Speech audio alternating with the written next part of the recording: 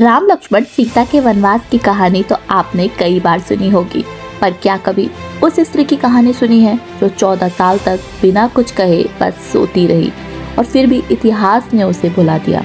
वो थी उर्मिला, लक्ष्मण की पत्नी, पर उससे पहले एक महान तपस्विनी। ये कहानी है त्याग की, प्रेम की और उस बलिदान की जो शब्दों में नहीं समाता। सीता के विवाह के समय लक्ष्मण का विवाह उर्मिला से होता है। उर्मिला विदुषी और धैर्यशील, जनक की छोटी पुत्री। विवाह के कुछ ही दिन बाद राम को वनवास होता है और लक्ष्मण साथ जाने का निर्णय लेते हैं। उर्मिला साथ चलने की जिद करती है। पति का संग यही उसका धर्म था, पर लक्ष्मण ने कहा, मुझे सीता भाभी और राम भैया की सेवा करनी है। राज्य और माताओं को तुम्हारी जरूरत है और मैं जानता हूँ तुम ये कर पाओगी, मुझसे भी बेहतर।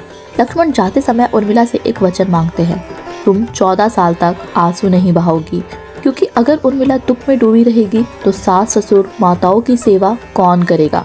उर्मिला चुप रही। विदा के समय उसकी आंखें नम ना हुई। उसे देख माता कौशल्या ने कहा था, ये कन्या नहीं अग्नि है, धैर्य की प्रतिमा। जनक जी उसे मायके ले जाने आते हैं, पर उर्मिला मना कर देती है।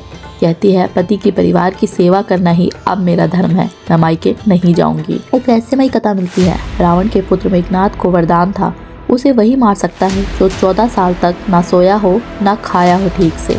लक्ष्मण 14 साल तक एक क्षण भी नहीं सोते, केवल राम और सीता की सेवा करते हैं। लेकिन ऐसा कैसे संभव हुआ?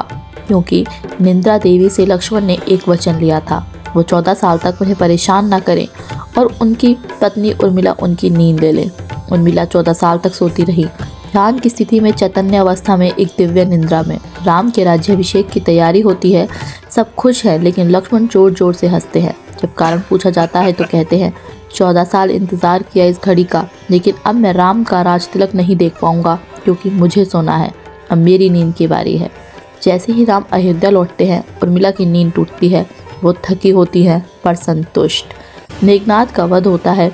उनकी पत्नी सुलोचना आती है, वह शव लेने और लक्ष्मण से कहती है, सुमित्रा नंदन, कभी यह मत समझना कि मेघनाद तुमसे कमजोर था। ये तो तुम्हारी पत्नी उर्मिला की पतिव्रता शक्ति का परिणाम था। वो 14 साल की तपस्विनी जिसने अपने नींद का, अपने जीवन का हर क्षण तुम्हारे यश के लिए समर्पित किया। लोग सोचते हैं 14 साल तक सोई तो लक्ष्मण को दिया सेवा का वादा कैसे निभाया।